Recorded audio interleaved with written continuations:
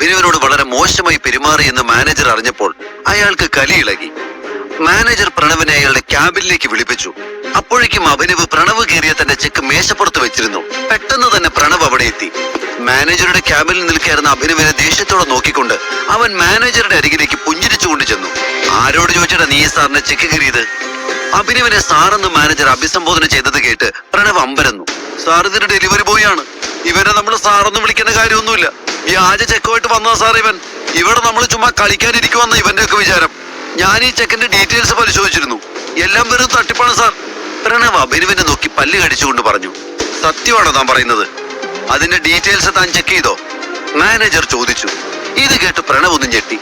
ബാങ്കിലെ എല്ലാ കാര്യങ്ങളും മാനേജർ വിശ്വസിച്ച് ഏൽപ്പിക്കുന്നത് അവനെയാണ്. അവൻ എന്ത് കാര്യം പറഞ്ഞാലും അയാൾ മറുത്തൊന്നും ചോദിക്കാറില്ല. ഇന്ന് ഇയാൾക്ക് ഇത് എന്ത് പറ്റി? പ്രണവ് ചിന്തിച്ചു. ഞാൻ എന്തിനാണ് സാറിനോട് കള്ളം പറയുന്നത്?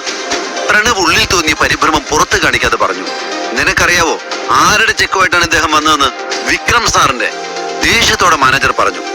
അത് കേട്ടതും പ്രണവ് ഞെട്ടിപ്പോയി. എന്ത്? അവൻ വിശ്വാസം വരാതെ ചോദിച്ചു. അപ്പൊ നീ ചെക്ക് പരിശോധിച്ചു എന്ന് പറഞ്ഞത് കള്ളമല്ലേ? വിക്രം കൊടുത്തയച്ച ചെക്കാണ് താൻ കീറിക്കളഞ്ഞിരിക്കുന്നത്. വിക്രം സാറിനെ കുറിച്ച് കൂടുതലൊന്നും ഞാൻ പറഞ്ഞു തരണ്ടല്ലോ. സംഗതി എന്റെ കൈവിട്ടുപോയി. ഇനിയെല്ലാം വരുന്നിടത്ത് വെച്ച് അനുഭവിച്ചു. തൽക്കാലം ഈ ചെക്ക് എടുത്ത് പഴയതുപോലെ ഒട്ടിച്ചോണ്ട് വാ. ഒട്ടും ദയയില്ലാതെ മാനേജർ പറഞ്ഞു. സാർ ഞാൻ അറിയാതെ. നേർത്ത സ്വരത്തിൽ പ്രണവ് പറഞ്ഞു.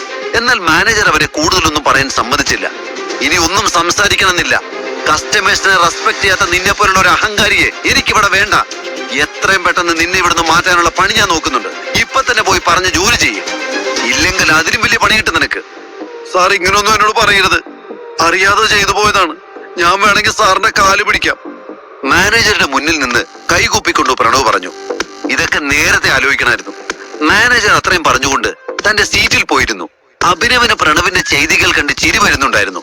അല്പം മുമ്പ് തന്നോട് അഹങ്കാരത്തോടെ സംസാരിച്ചവനാണ് ഇപ്പോൾ മാനേജറുടെ കാല് പിടിക്കാൻ നടക്കുന്നത്. പ്രണവ് മുഖമുയർത്തി അവിടെയുള്ള എല്ലാവരെയും നോക്കി.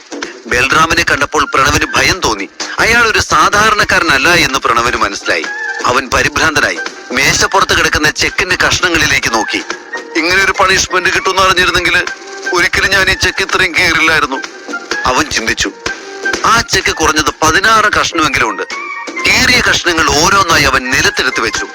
എന്നാൽ ചെക്കിന്റെ പല ഭാഗങ്ങളും അതിലില്ലാത്തതുപോലെ അവന് തോന്നി. ഏറെ ശ്രമപ്പെട്ട് അവൻ അത് ചേർത്ത് വയ്ക്കാൻ തുടങ്ങി. കുറെ നേരമല്ലോ തുടങ്ങിയിട്ട്. കീറിക്കളയുമ്പോൾ നിനക്ക് ഇത്രയും സമയമൊന്നും ആവശ്യം വന്നില്ലല്ലോ. ഒരു 15 മിനിറ്റ് കൂടി തരും. അതിനുള്ളിൽ ചെക്ക് മുഴുവൻ കൃത്യമായി ഒട്ടിച്ച് എന്റെ കയ്യിൽ തരണം. കഴിയില്ലെന്നുണ്ടെങ്കിൽ പൊന്നു മോനെ, ഇവിടെ നിന്ന് നിന്നെ ഇറക്കി വിടുന്നു മാത്രമല്ല, നിനക്ക് വേറെ ഒരു സ്ഥലത്തും ജോലി കിട്ടാത്തവരെ ആക്കി കളഞ്ഞ. മാനേജർ ഭീഷണിയുടെ സ്വരത്തിൽ പറഞ്ഞു. അത് കേട്ടതും പ്രണവ് പരിഭ്രാന്തനായി. തന്റെ മാനേജർക്ക് ഈ ഫീൽഡിൽ എത്രത്തോളം ഹോൾഡ് ഉണ്ടെന്ന് പ്രണവിന് അറിയാമായിരുന്നു. അയാൾ ചിലപ്പോൾ പറഞ്ഞതുപോലെ ചെയ്തു കളയും. പ്രണവ് ദയനീയമായി അഭിനവിനെ നോക്കി. ഇപ്പോഴത്തെ അവസ്ഥയിൽ അഭിനവ് ഇടപെട്ടാൽ മാനേജർ ഒന്ന് വിട്ടുവീഴ്ചയ്ക്ക് തയ്യാറാകുമെന്ന് പ്രണവിന് തോന്നി. എന്നാൽ അഭിനവ് ഒരക്ഷരം പോലും സംസാരിച്ചില്ല. പ്രണവിന്റെ സ്വഭാവം അഭിനവിന് ശരിക്കും അറിയാവുന്നതാണ്. അധ്വാനിച്ച് ജീവിക്കുന്നവരെ കാണുമ്പോൾ അവന് പുച്ഛമാണ്. എത്രയോ ആളുകളെ അവൻ കളിയാക്കി വിഷമിപ്പിച്ചിട്ടുണ്ട്. അപമാനിക്കപ്പെടുന്നവരുടെ മാനസികാവസ്ഥ എന്തായിരിക്കുമെന്ന് അവനും കൂടെ ഒന്ന് അറിയട്ടെ എന്ന് അഭിനവ് ചിന്തിച്ചു. ഒടുവിൽ പ്രണവ് വളരെ ബുദ്ധിമുട്ടി ചെക്ക് കൂട്ടിച്ചേർത്ത് മാനേജർക്ക് നൽകി. മാനേജർ അത് നോക്കി പ്രണവിനോട് പുറത്തു പോകാൻ ആംഗ്യം കാണിച്ചു. പ്രണവ് പുറത്തുപോയ ഉടനെ മാനേജർ മുറിയുടെ വാതിൽ പൂട്ടി അഭിനവിന്റെ അടുത്തേക്ക് വന്നു. ടൈഗർ, നീ ഇത്രയും നാൾ എവിടെയായിരുന്നു? മാനേജർ ബഹുമാനത്തോടെ അഭിനവനോട് ചോദിച്ചു. ആദ്യം നിങ്ങൾക്ക് എന്റെ അച്ഛനെ എങ്ങനെ അറിയാന്ന് പറയൂ. അഭിനവ് തിരിച്ചു ചോദിച്ചു. ഞാനും മാഫിയ കിങ് ടീമിന്റെ ഭാഗമാണ്. മാനേജർ മറുപടി നൽകി. എനിക്ക് നിങ്ങളോടൊരു കാര്യം പറയാനുണ്ട്. ടൈഗർ തിരിച്ചെത്തിയ വിവരം നമ്മളല്ലാതെ മറ്റൊരാളും അറിയരുത്, പ്രത്യേകിച്ച് രോഹൻ തിരിച്ചു വരുന്നത് വരെ. ബൽറാം മാനേജർ നോക്കി പറഞ്ഞു. അതെ ബൽറാം, നിങ്ങൾ പറഞ്ഞത് ശരിയാണ്. ടൈഗറിന്റെ കൂട്ടത്തിൽ ആട്ടിൻ തോലിട്ട ഒരു ചെന്നായുണ്ട്.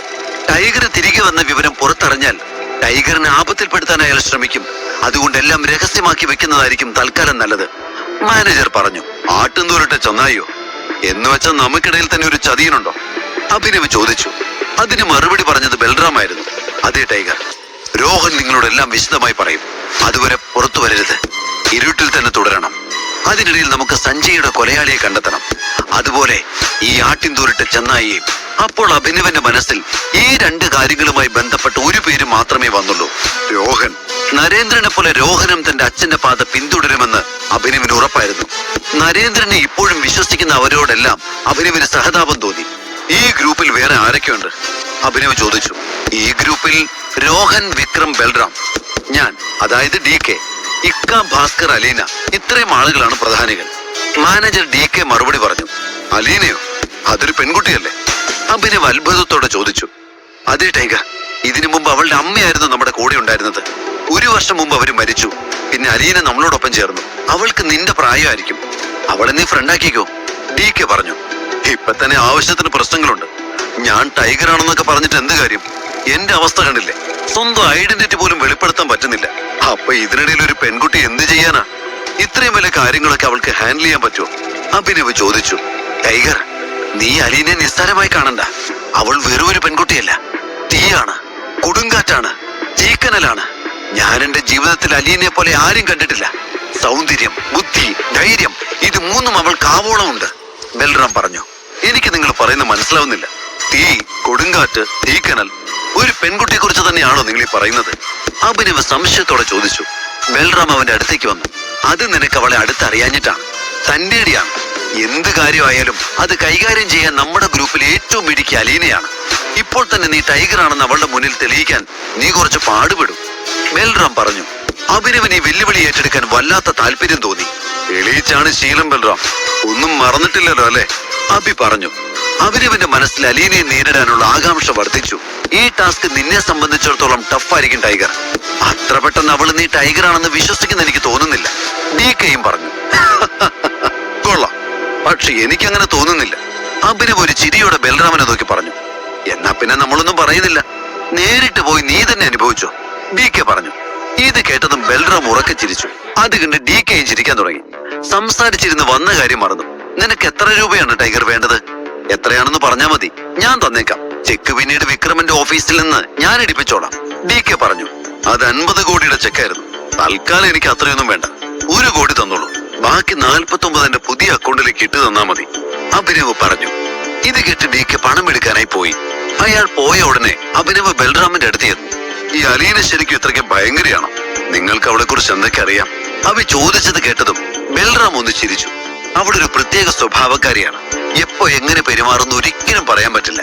നീ നേരിട്ട് പോയി കണ്ടു മനസ്സിലാക്കുന്നതായിരിക്കും നല്ലത്. പിന്നെ പോകുന്നതിന് മുൻപ് ഞാനൊരു ഉപദേശം തരാം. അവളെ അനാവശ്യമായിട്ട് ദേഷ്യം പിടിപ്പിക്കാൻ നിൽക്കരുത്. പിന്നെ എന്തെങ്കിലും കാര്യം പറയുമ്പോ അവൾക്ക് താല്പര്യമില്ലാന്ന് തോന്നുകയാണെങ്കിൽ അവിടെ വെച്ച് നിർത്തിയേക്ക്.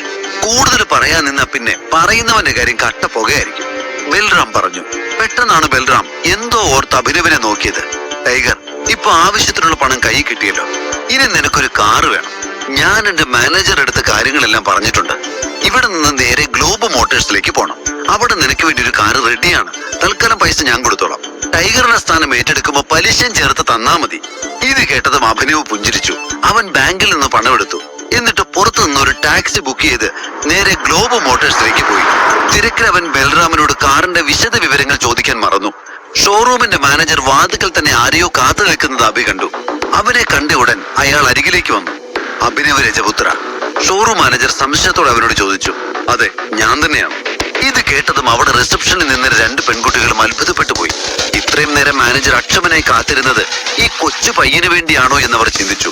പക്ഷെ മാനേജർക്ക് അഭിനവനെ കണ്ട് യാതൊരു ഞെട്ടലും തോന്നിയില്ല.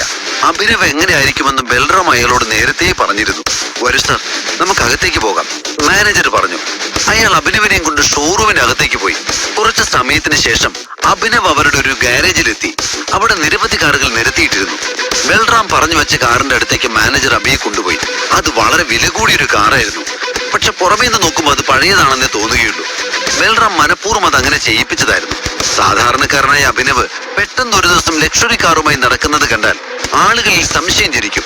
അങ്ങനെ ഒരു അവസ്ഥ ഉണ്ടാകാതിരിക്കാൻ വേണ്ടിയാണ് കുറഞ്ഞ ചെലവിൽ വാങ്ങിയ ഒരു കാറാണെന്ന് തോന്നുന്ന വിധത്തിൽ ആ കാറിനെ കസ്റ്റമൈസ് ചെയ്തത്. അഭിനവ് കൗതുകത്തോടെ കാർ നോക്കി. അതിന്റെ അകത്തും പുറത്തും എല്ലാം അവൻ പരിശോധിച്ചു.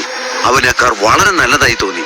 ഞാൻ പേപ്പറുകൾ ഉടനെ റെഡിയാക്കി തരാം സാർ, അതുവരെ കാർ നോക്കിക്കോളൂ, മാനേജർ അഭിനവനോട് പറഞ്ഞു. എന്നിട്ട് അവിടെ നിന്ന് പോയി. അഭിനവ് ഡ്രൈവിംഗ് സീറ്റിൽ ഇരിക്കാൻ ശ്രമിച്ചു. പക്ഷെ ഇരിക്കുന്നതിന് മുൻപ് പിന്നിൽ നിന്നൊരു ശബ്ദം അവൻ കേട്ടു. ഹലോ. ആ ശബ്ദം ഒരു പെൺകുട്ടിയുടേതായിരുന്നു. റിസപ്ഷനിലെ പെൺകുട്ടികളിൽ ആരെങ്കിലും ആയിരിക്കുമെന്നാണ് അഭിനവ് കരുതിയത്. പക്ഷെ പിന്നിൽ അനന്യയുടെ കൂട്ടുകാരിയായ റോഷ്നിയെ കണ്ട് അവനൊന്ന് ഞെട്ടി. അഭിനവ് റോഷ്നിയെ വിക്രമിന്റെ പാർട്ടിയിൽ അനന്യയോടൊപ്പം കണ്ടിരുന്നു. ഒന്നും സംസാരിച്ചില്ലെങ്കിലും അവൾ തന്നെ ശ്രദ്ധിക്കുന്നതായി അഭിനവ് കണ്ടിരുന്നു. ഈ കാണുന്നതൊന്നുമല്ല യഥാർത്ഥ അഭിനവെന്ന് റോഷ്നിക്ക് അന്ന് മുതലേ സംശയമുണ്ടായിരുന്നു. റോഷ്നി തന്നെ വിചിത്രമായ രീതിയിൽ നോക്കുന്നത് കണ്ടപ്പോൾ അഭിനവിന്റെ നെറ്റി ചുളിഞ്ഞു. അത് കണ്ടതും റോഷ്നി അഭിനവിന്റെ അടുത്തേക്ക് വന്നു. നിങ്ങളെന്താ ഇവിടെ? ഇത് പ്രീമിയം കാറുകളുടെ ഷോറൂമല്ലേ? ഇവിടെ എന്ത് ചെയ്യാണ്? റോഷ്നി അത്ഭുതത്തോടെ ചോദിച്ചു. അത് കേട്ടതും അഭിനവ് ഒന്ന് പരിങ്ങി. എന്തായാലും മുന്നിൽ നിൽക്കുന്നവളോട് തന്റെ ഐഡന്റിറ്റി വെളിപ്പെടുത്താൻ കഴിയില്ല. എന്നാൽ അവളിൽ നിന്ന് രക്ഷപ്പെടുകയും വേണം. ഇനിയിപ്പോ എന്തു പറയുമെന്നതിനെ കുറിച്ച് അവൻ ചിന്തിച്ചു. അയ്യോ, ഞാൻ പറയുന്നത് കേട്ട് തെറ്റിദ്ധരിക്കരുത്. അനന്യ എന്നോട് പറഞ്ഞത് അവളെ വിവാഹം കഴിക്കാൻ പോകുന്ന ആള് ഒരു പാവപ്പെട്ടവനാന്നാ. പക്ഷേ പാവപ്പെട്ടവര് വരുന്ന ഷോറൂം അല്ലല്ലോ ഇത്, അതുകൊണ്ട് ചോദിച്ചതാ കേട്ടോ, റോഷ്നി പറഞ്ഞു. ആ അതെ, കൂട്ടുകാരി പറഞ്ഞത് ശരിയാ. ഇവിടെ ഞാൻ എന്റെ ബോസിന് വേണ്ടി ഒരു കാറ് നോക്കാൻ വന്നതാ. അല്ലാതെ നമുക്കൊക്കെ ഇവിടെ നിന്ന് ഒരു കാറ് വാങ്ങുന്നത് സ്വപ്നം കാണാൻ പറ്റുമോ? അവളുടെ മുന്നിൽ പരമാവധി നന്നായി അഭിനയിക്കാൻ അഭിനവ് ശ്രമിച്ചു. ഇത് കേട്ട് റോഷ്നി അവനെ കുറച്ചു നേരം നോക്കി. ഉറപ്പാണോ? അതോ നിങ്ങൾ എന്നോട് കള്ളം പറയാണോ? നെറ്റി ചുളിച്ചുകൊണ്ട് അവൾ ചോദിച്ചു. ഞാൻ എന്തിന് കള്ളം പറയണം? അതിന്റെ ആവശ്യം എന്താ? പരിഭ്രമം മറച്ചു വെച്ചുകൊണ്ട് അഭിനവ് ചോദിച്ചു. എന്തിനാണെന്ന് എനിക്കാണോ അറിയുക? ഒരു കാര്യം ചെയ്യാം, ഞാൻ അനന്യെ വിളിക്കാം. നിങ്ങളെ ഇവിടെ വെച്ച് കാണുമ്പോ അവൾക്ക് ഒരുപാട് സന്തോഷാവും, റോഷ്നി പറഞ്ഞു. വേണ്ട, അവളെ വിളിക്കേണ്ട ആവശ്യമില്ല. എന്തിനാണ് അവള് വെറുതെ ബുദ്ധിമുട്ടിക്കുന്നത്? കുട്ടിക്ക് കുടിക്കാൻ എന്തെങ്കിലും വാങ്ങിത്തരട്ടെ. എങ്ങനെയെങ്കിലും അവളുടെ മുന്നിൽ നിന്ന് രക്ഷപ്പെടാനുള്ള ആഗ്രഹം കൊണ്ട് അഭിനവ് ചോദിച്ചു. ഇത് കേട്ടതും റോഷ്നിയുടെ മുഖത്ത് പുഞ്ചിരി വിരിഞ്ഞു. അങ്ങനെ കുടിക്കാനൊന്നും വേണ്ട, എനിക്ക് നല്ല ട്രീറ്റ് തന്നെ വേണം. എന്താ, കൊണ്ടുപോകാമോ? ഉത്തരം പറയുന്നതിന് മുമ്പ് 2 വട്ടം ചിന്തിക്കണം. ഞാൻ നിങ്ങൾ കല്യാണം കഴിക്കാൻ പോകുന്ന കുട്ടിയുടെ ക്ലോസ് ഫ്രണ്ട് ആണ്, അക്കാര്യം മറക്കണ്ട, റോഷ്നി പറഞ്ഞു. അഭിനവ് മറുപടി പറയുന്നതിന് മുൻപ് റോഷ്നി അവന്റെ പുതിയ കാറിന്റെ വാതിൽ തുറന്ന് പാസഞ്ചർ സീറ്റിലിരുന്നു. ആ സമയത്ത് മാനേജർ ഡോക്യുമെന്റുകളുമായി വന്നു. അഭിനവിന് ഡോക്യുമെന്റുകൾ നൽകി ആശംസകൾ അറിയിച്ചു. മാനേജരോട് നന്ദി പറഞ്ഞ അഭിനവും ഡ്രൈവിംഗ് സീറ്റിലിരുന്നു. റോഷ്നിയുടെ കുടുംബം സാമ്പത്തികപരമായി വളരെ മുന്നിൽ നിൽക്കുന്ന ഒരു കുടുംബമാണെന്ന് അഭിനവ് കേട്ടിരുന്നു. പോരാത്തതിന് അനന്യയുടെ ഫ്രണ്ടും. ചെറിയ ഹോട്ടലിൽ കൊണ്ടുപോയാൽ അനന്യയ്ക്ക് അത് മോശമാണെന്ന് അഭി ചിന്തിച്ചു. അവളെ വിക്രമന്റെ ഒരു VIP ഹോട്ടലിൽ കൊണ്ടുപോകാമെന്ന് അവൻ തീരുമാനിച്ചു. റോഷ്നി വഴിയിലുടനീളം അഭിനവനെ തന്നെ നോക്കിക്കൊണ്ടിരുന്നു. അത് കണ്ടതും അഭിനവന്റെ മുഖം അസ്വസ്ഥമായി. ഈ പെണ്ണെന്താ ഒരുമാതിരി മനുഷ്യരെ കാണാത്തതുപോലെ എന്ന് മനസ്സിൽ പറഞ്ഞുകൊണ്ട് അവൻ അവളെ നോക്കി ചിരിച്ചു. അല്പസമയത്തിനകം അഭിനവന്റെ കാർ വിക്രമന്റെ ഓഫീസിന് താഴെ പാർക്ക് ചെയ്തു. പുറത്തിറങ്ങിയ ഉടനെ അഭിനവന്റെ ഫോൺ റിങ് ചെയ്തു. അത് വിക്രമിന്റെ കോളാണെന്ന് കണ്ടപ്പോൾ അഭിനവ് സന്തോഷത്തോടെ കോൾ എടുത്തു. ഹലോ ടൈഗർ, എല്ലാം ഓക്കെ അല്ലേ? എങ്ങനെയുണ്ട് പുതിയ കാറൊക്കെ? വിക്രം ചോദിച്ചു. കാറൊക്കെ അടിപൊളിയാണ്, പക്ഷെ ഞാനിപ്പോ ഓഫീസിന് താഴെ വന്നിട്ടുണ്ട്. എനിക്ക് നല്ലൊരു റെസ്റ്റോറന്റിൽ കയറണം. ഞാൻ എന്റെ ഒരു ഫ്രണ്ടിന്റെ കൂടെ ഫുഡ് കഴിക്കാൻ വേണ്ടി ഇറങ്ങിയിരിക്കുക, അഭിനവ് പറഞ്ഞു. ആഹാ, എന്നാ കേറി വാ, ഞാൻ നിനക്ക് എന്റെ VIP കാർഡ് തരാം, വിക്രം പറഞ്ഞു. അഭിനവ് ഫോൺ വെച്ച് തിരിഞ്ഞു നോക്കിയപ്പോൾ റോഷ്നി തന്റെ തൊട്ടു പിന്നിൽ നിൽക്കുന്നത് അവൻ കണ്ടു.